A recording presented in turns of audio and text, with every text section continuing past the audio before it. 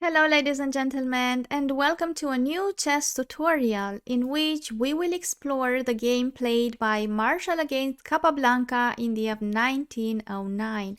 This is International Master Camelia Ciobanu, and it is my pleasure to go through this game together with you. And we are starting from move number 12, in which black is to play, and we have a middle game position that results from a Lasker defense in the queen's gambit declined.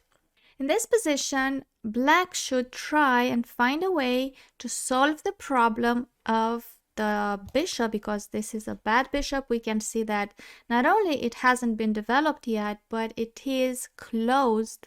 So there are not very good prospects for it in this moment. The move that black makes in this position does not seem the best one, in the sense that black will renounce to one of his central pawns by trading it with the pawn on c4, and so white no longer will have the doubled pawns on the c file. But he does that in order to open the long diagonal for the bishop, and so in this way he solves the problem of it. Okay, so pawn takes to c4 is a very, very good move because it gives a future to this bishop in the fianchetto, and we will see how powerful the bishop will become on that position.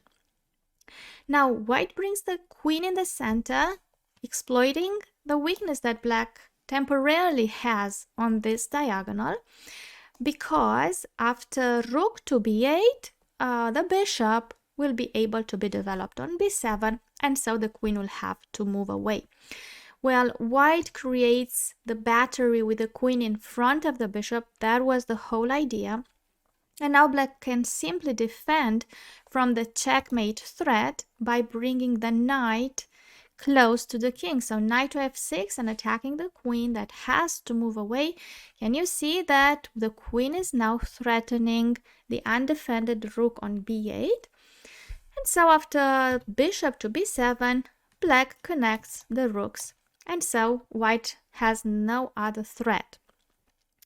Therefore, white will simply push the pawn in the center as to have two pawns installed in there, and now white is controlling many squares in black's territory, and black will have to finish the development by bringing the rook to increase the pressure on the key square on d4, where white has a pawn supported by another pawn on c3, but that pawn is in contact with black's pawn on c5. So white will centralize the second rook, and now black does the same. He simply activates the rook from b8 and bringing it on the c file, because that file is going to be opened very soon as the pawns will trade on d4. In this position, white plays rook to e3 by bringing it on the third rank. White wants to probably bring the knight in the center and then transfer the rook on g3, threatening to take on h6 with the queen. And so black's counterplay has to be energetic. Let's see if white would have pushed the pawn as to create the passed pawn in the center. Black's response should have been pawn to c4 first, in order to stop white from the attempt of connecting the pawns by pushing the pawn on c4 and supporting the one on d5. And after the bishop will move away, now black can simply take on d5. And can you see that white's pawns are not only weak but also disconnected? So it will be much easier for black to attack both of them, and probably white will have to lose one. But let's go back to our position, and white moved rook to e3 instead. So now it's the time for black to eliminate the tension in the center. White is left with a weak pawn on d4, and black continues to advance, infiltrating the rook on c3. Bishop to b1, And now it is another crucial moment in the game in which black finds a very interesting move, which again will not be a good advice to do generally. He plays pawn to g5, so he is weakening the castle in this way. But let's see what happens.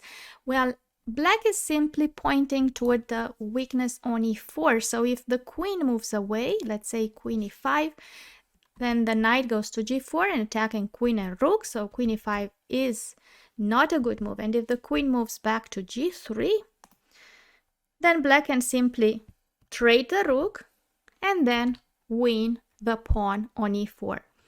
So in this moment, white is somehow forced to sacrifice the knight on g5 and get into quite a complicated position. Black trades the rooks and then knight to g4 in order to take on g5 with the queen, thus activating it and covering the king. Pawn to h4 and the queen goes back to g7, pointing toward d4. Of course, before taking on d4, black has to make sure that the knight on g4 is protected and that white can't threaten queen to b8, perhaps. So white is infiltrating and attacking both the rook and the bishop. So does black has some defense? Well, he does. Actually, he takes the pawn on d4. And now let's see if white can take the bishop on b7. Well, the rook is under attack, so he plays queen to b8. But if the rook would have taken on d4 and queen takes b7, can you see that in this case, white will be checkmated? Therefore, white played instead queen to b8 check. The king goes to h7. Check, discover check with the bishop by pushing the pawn to e5. And finally, now it is safe to bring the bishop up, bishop e4.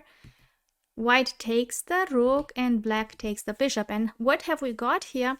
Black is left with bishop and knight against the rook.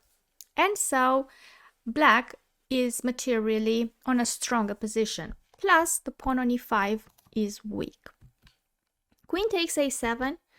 Knight takes e5, threatening knight to f3 check because the pawn on g2 is pinned. And white is trying to protect its weaknesses, but black is bringing the bishop up to e4. What a special move. And what is black threatening? Well, if white would take the bishop, that would be a blunder because then the knight comes to f3 with a check. Obviously, the king can't go in the corner because of check and then checkmate. And so, if the king goes to f1, now black can simply check and then take the rook and remain with a knight up in the endgame.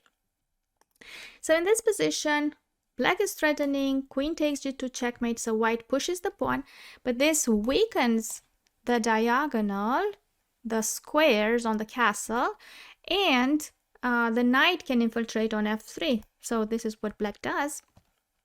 The king goes on that diagonal, and now black is protecting the bishop and closing the rook on f4.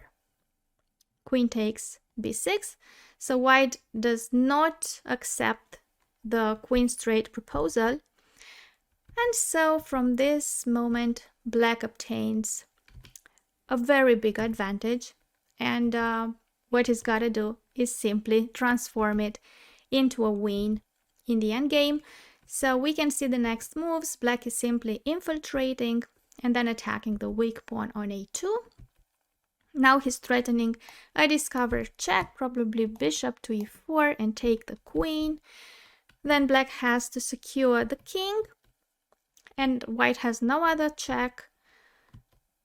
And finally, black will have to transfer the queen and the bishop now on the center and then king side to attack white's king. Check on e2. The king goes on a light square. Now the bishop attacks f3 together with the queen. And black has created the checkmate net, we can say. Therefore, now at move 52, white resigns.